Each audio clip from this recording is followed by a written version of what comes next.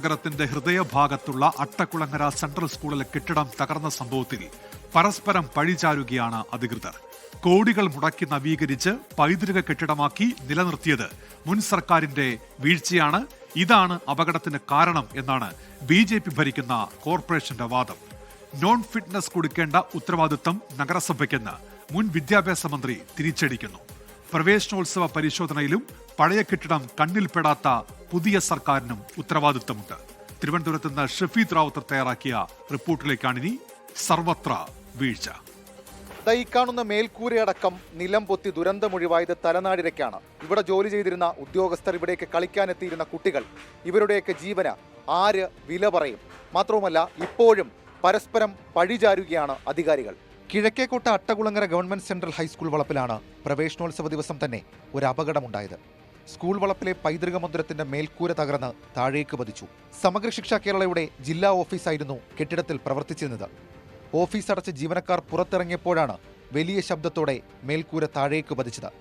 20 ജീവനക്കാർ ഇവിടെ ജോലി ചെയ്തിരുന്നു. പഴയ മേൽക്കൂരയും അടുത്ത കാലത്ത് സ്ഥാപിച്ച പുതിയ സീലിംഗും താഴേക്ക് പതിച്ചു. തലനാടിരയ്ക്ക് ജീവൻ രക്ഷപ്പെട്ട അപകടത്തിൽ സംഭവസ്ഥലത്തെത്തിയ കോർപ്പറേഷൻ പ്രതിനിധികൾ നടത്തിയത് വിചിത്രമായ വാദങ്ങൾ. ഓഫീസാണ്, ഇതിന് ഫിറ്റ്നസ് ഇല്ലായിരുന്നു. അത് ഓഫീസാണ്, ഇത് ഫിറ്റ്നസ് ഉണ്ടായിരുന്നു. ഇല്ല, അത് ഓഫീസാണ്, ഇത് ഓഫീസാണ്. ഇത്തരം വളരെ പ്രധാനപ്പെട്ട സ്കൂൾ, ഞാൻ സ്കൂളിന്റെ ഭാഗമല്ല ഇത്, അതായിരിക്കും ബോർഡ്, സ്കൂളിന്റെ ഭാഗമല്ല. നഗരസഭാ പരിധിയിൽ വരുന്ന കെട്ടിടത്തിൽ യാതൊരു ഉത്തരവാദിത്വമില്ലെന്ന നിലപാടിൽ കോർപ്പറേഷൻ തുടരുമ്പോൾ മേയറുടെ പ്രതികരണം ഇങ്ങനെ: ഏകദേശം 3 കോടി രൂപ മുടക്കി പുതുക്കപ്പണിത കെട്ടിടമാണ്. രേഖകളുണ്ട്.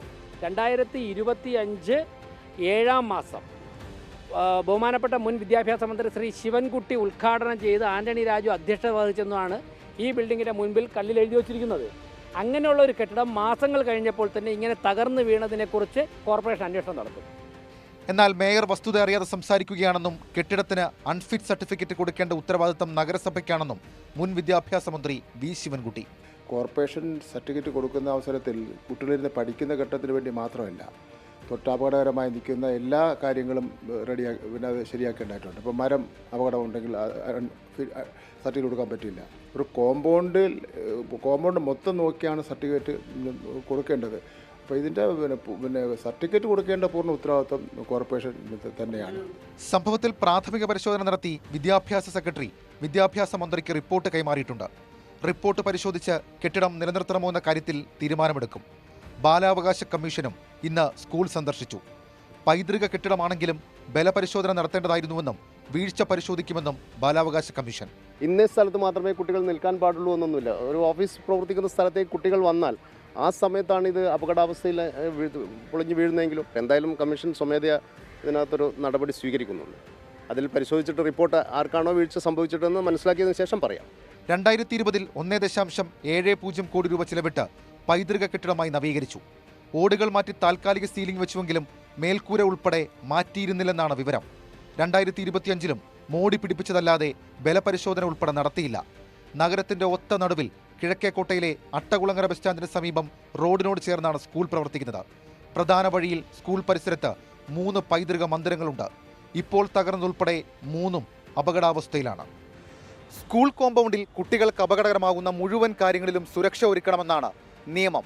കൊല്ലം തേവലക്കര സ്കൂളിൽ അനാസ്ഥ കൊണ്ട് ജീവൻ നഷ്ടമായ ഒരു 8ാം ക്ലാസ്സുകാരൻ മിഥുനെ നമ്മൾ അങ്ങനെ അങ്ങ് മറന്ന് കളയരുത്. പരസ്പരം പഴിചാരുന്ന അധികൃതർ മിനിമം അക്കാര്യമെങ്കിലും ഒന്ന് ഓർക്കണം. ക്യാമറമാൻ അഭിലാഷ് ചുഴവങ്കോടിനൊപ്പം ഷഫീദ് റാവുത്തർ, 24 തിരുവനന്തപുരം.